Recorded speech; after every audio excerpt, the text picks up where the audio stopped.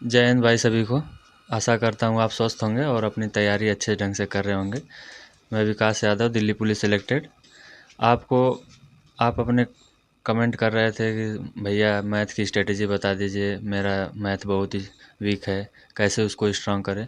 तो आज मैं आपके लिए डिटेल में मैथ की स्ट्रेटेजी लाया हूँ, जिसके थ्रू मैं भी स्ट्रेटेजी के थ्रू ही 10 से भी ज़्यादा एग्ज़ाम क्रैक किया है, जिसमें major exam CGL, CPO, CHSL और Delhi police, SCM Delhi police.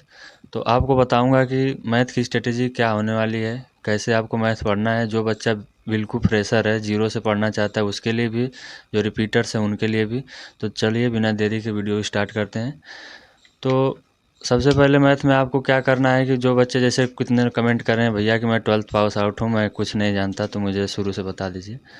तो आपको करना क्या है कि एक बार आप पहले मैथ के सिलेबस को नोट डाउन कर लीजिए अपने नोटबुक में कि मैथ का सिलेबस होता क्या है।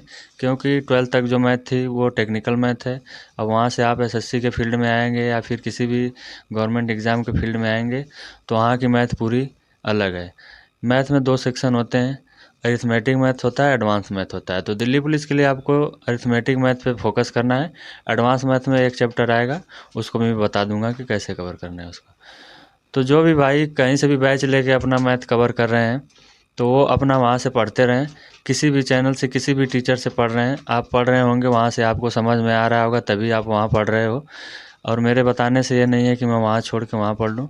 आप जैसे जो फ्रेशर स्टूडेंट हैं उनको मैं यही बोलूँगा, सजेस्ट करूँगा कि आप अगर अभी फ्रेशर हो, तैयारी के फील्ड में आए हो, तो आप टारगेट अपना हाई लेवल तक बना के रखो, जैसे SSC CGL तक का।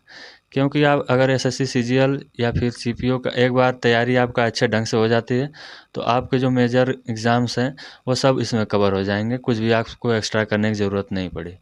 उसी प्रकार मेरा भी था। मैं शुरू ही अपना SSC CGL की प्रिपरेशन करना शुरू किया, उसी हिसाब से अपना स्टैंडर्ड सेट किया मैथ्स के लिए। जहाँ से मेरी मैथ्स बहुत ही वीक थी, मान लीजिए मैथ में मुझे कुछ नहीं आता था, टेक्निकल मैथ बताया जैसे वहाँ अच्छी थी, लेकिन बहुत ही मैथ वीक थी, कुछ नहीं समझ में आता था। वहाँ से इम्प्रूव कैसे करें, कैसे करके मैंने किया, स्टेप बाय स्टेप आपको बताऊँगा। तो आप जो भी बैच पढ़ रहे हो आप पढ़ते रहो।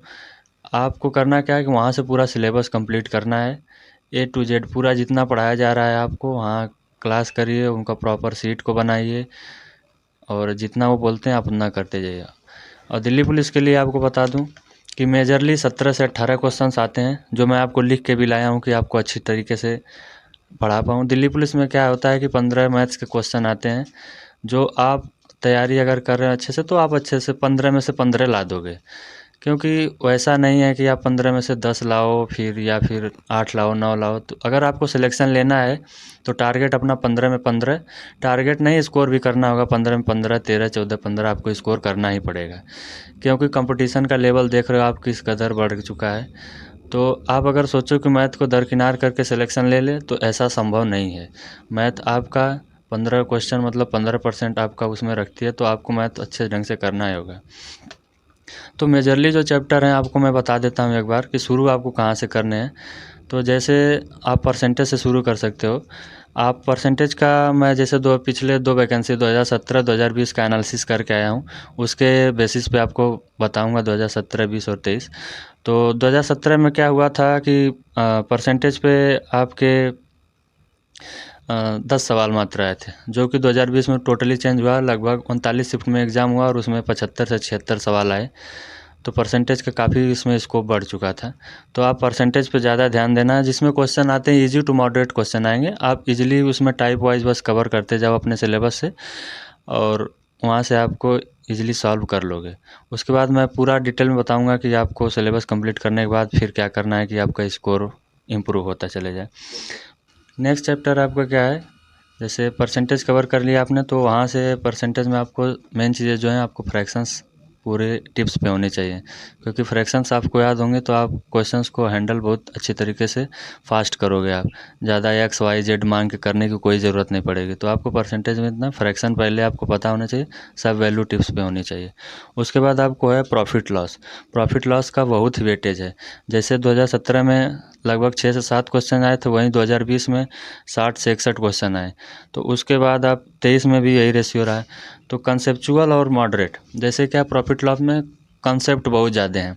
प्रॉफिट लॉस में आपका डिसऑनेस्ट है, बट्टा है, मतलब कॉन्सेप्ट बहुत ज़्यादा टाइप के सवाल आते हैं। तो आपको करना क्या है कि हर एक टाइप के सवाल को पढ़ना है, मतलब किसी को भी छोड़ना नहीं है।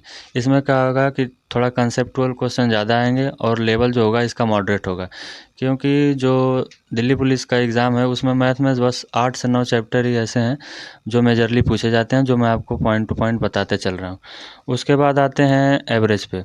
एवरेज का क्या होता है कि पिछले जैसे 17 में 8 से 9 क्वेश्चन थे, इस बार 2020 में 37 से 38 क्वेश्चन थे, 23 में भी यही रेशियो 40 से 42 क्वेश्चन का था। तो एवरेज के जो क्वेश्चन थे वो कैलकुलेटिव थे, बच्चों को मतलब बहुत ही प्रॉब्लम हुई इसको करने में। तो एवरेज में भी आपको टाइप वाइज कवर करना होगा, बैट्समैन का एवरेज, बॉलर का एवरेज, ऐसे जो सवाल होते हैं जो ईजी होते हैं तो सब कर लेंगे, लेकिन आपको सिलेक्शन लेना तो हर एक टाइप को आपको कवर करते चलना पड़ेगा। उसके बाद आते हैं आप जो मेंट है, जैसे नंबर सिस्टम का हो गया। उसके बाद रखेंगे आप एचसीएम एलसीएम के हो गए। उसके बाद सिंप्लीफिकेशन में आपको कैलकुलेशन पे ज़्यादा फोकस करना है। मैं लास्ट में आपको बताऊंगा अभी कैलकुलेशन आपको कैसे स्ट्रॉन्ग अपनी करनी है, क्योंकि सिंप्लीफिकेशन के क्वेश्चन आपको जितना स्ट्रॉन्ग कैलकुलेशन होगा आप उतनी अच्छी से हैंडल कर पाएंगे।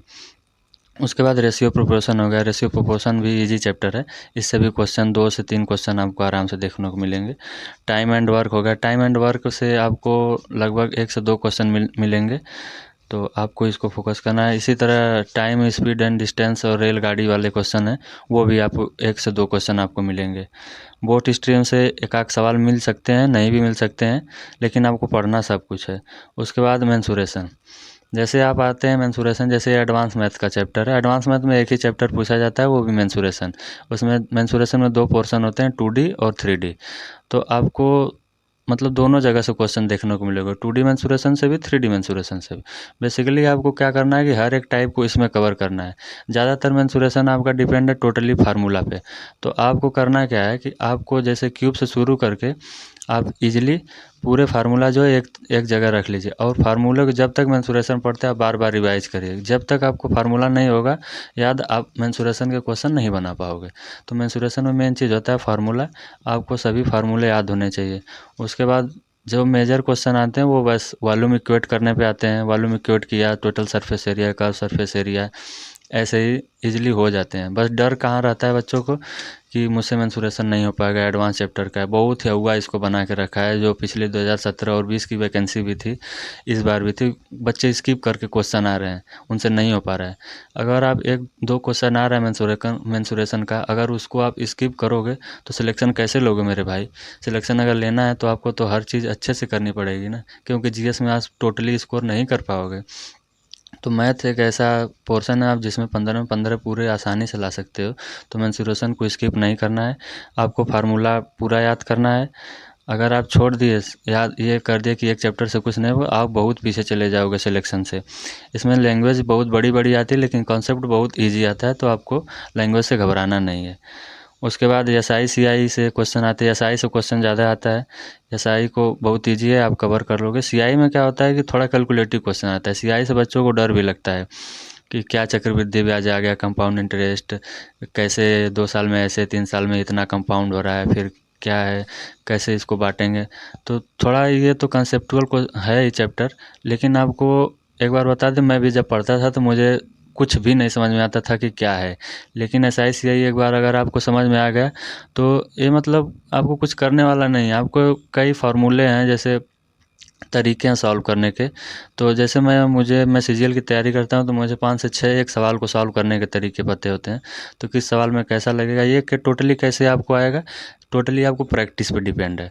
आपको विदाउट प्रैक्टिस ये सब नहीं आने वाला है।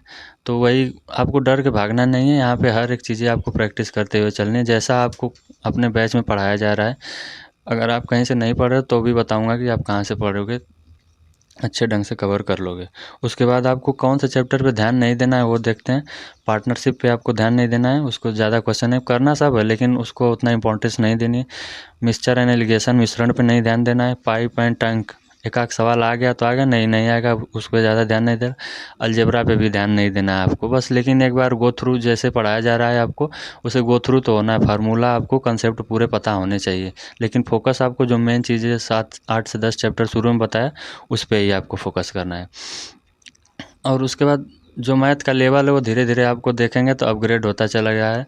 आपको नई नई लैंग्वेज के साथ मैथ कंसेप्ट वही है, लैंग्वेज थोड़ा नई आ रही हैं, तो लैंग्वेज को आपको टैकल करना है तो प्रैक्टिस ज़्यादा से ज़्यादा करनी पड़ेगी।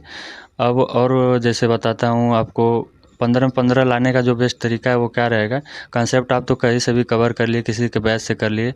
आप अगर नहीं भी कहीं से कर पा रहे हो, जो बच्चे बैच लेके नहीं पढ़ पाते हैं, तो आप करिए क्या, सिंपली यूट्यूब पे जाइए। यूट्यूब पे राहुल तेवतिया सर रोजगार विद अंकित चैनल पे आपको सिंपली परिणाम बैच सर्च कीजिए, उसमें मैथ का जो अपडेटेड कंटेंट है पूरा वहाँ से पढ़ाए हैं। आप हर एक वीडियो उनका शुरू से देखते जाइए, उसका नोट्स बनाते जाइए, आपको वहाँ से पूरा कंसेप्ट और सिलेबस कंप्लीट आप दिल्ली पुलिस के लिए कर लेंगे। उसके बाद क्या करना है कि कॉन्सेप्ट जुबान पे आपको कर लेना है, उसके बाद प्रैक्टिस करना है।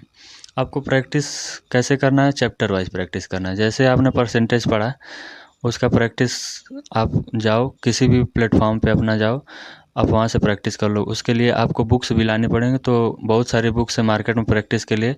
आप सिंपली जाके पता करोगे कि ये दिल्ली पुलिस के लिए कौन सा, जैसे सेट्स आते हैं लगभग 90 सेट 86 सेट ऐसे ऐसे बुक्स आती हैं, उसका चैप्टर वाइज अलग होता है। तो आप वहाँ से बुक सिंपली लेके उसका चैप्टर वाइज सॉल्व करोगे तो आपको अपने जो वीक पॉइंट्स है वहाँ समझ में आएंगे कि मुझे कौन सा कंसेप्ट नहीं आ रहा है, कहाँ मैं, जैसे तीन तीन पोर्शन में इसको डिवाइड करेंगे कि मुझे कॉन्सेप्ट किस चीज़ का नहीं याद है, उसके बाद किस क्वेश्चन में ज़्यादा लंबा समय लगा मुझे करने के लिए, और सिली मिस्टेक किस क्वेश्चन में, मतलब आते आते मेरा कौन सा क्वेश्चन गलत है। तो आपको उसका अलग नोट्स बनाना है, उसमें सब मार्क डाउन करना है कि मेरा कॉन्सेप्ट कौन सा वीक है। तो आपको फिर से जाना है, वीडियो लेक्चर देखना, अपने नोट्स देखना, वहाँ से कॉन्सेप्ट को कवर करना है। सिली हो रही है तो आपको वहाँ भी उसको कवर करना है। उसके बाद डाउट सॉल्व करने हैं। आपको अगर क्वेश्चंस में डाउट आ रहे हैं कि यार मैं पढ़ा था ऐसे, थोड़ा इसमें ऐसे आ रहा है, तो आपको डाउट सॉल्व करने पड़ेंगे, जिससे आपकी स्पीड खासा इम्प्रूव होगी। उसके बाद आते हैं आप मॉक टेस्ट।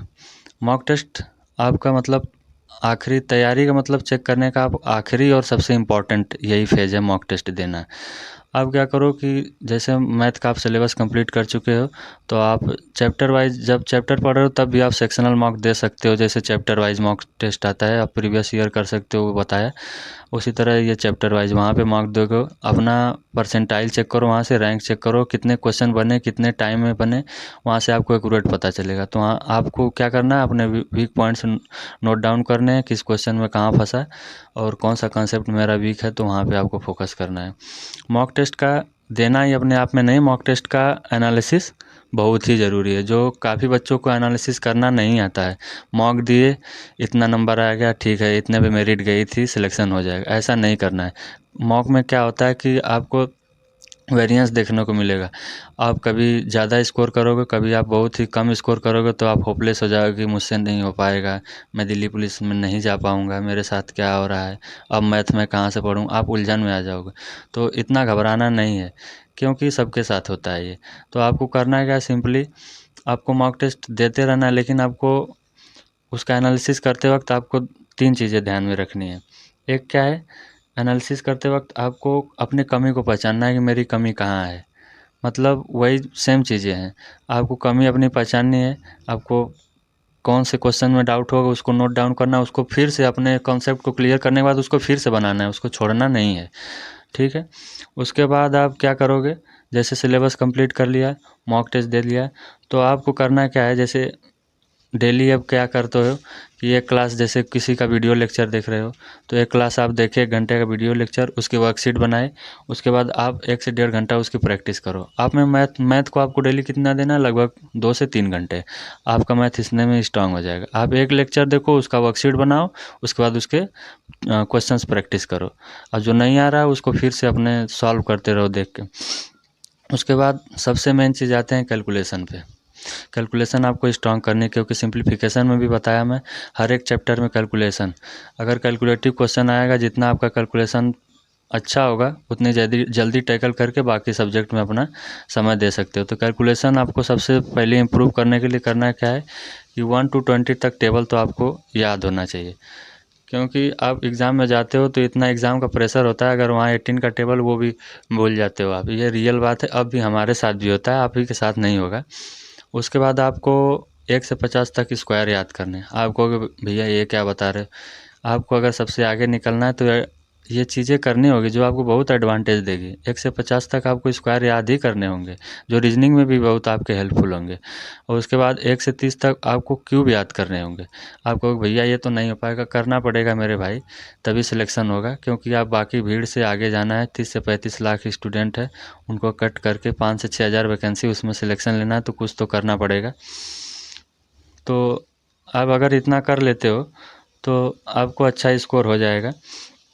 उसके बाद अब आपको जैसे प्लेटफॉर्म बता देता हूँ कि आपको पढ़ना कैसे है।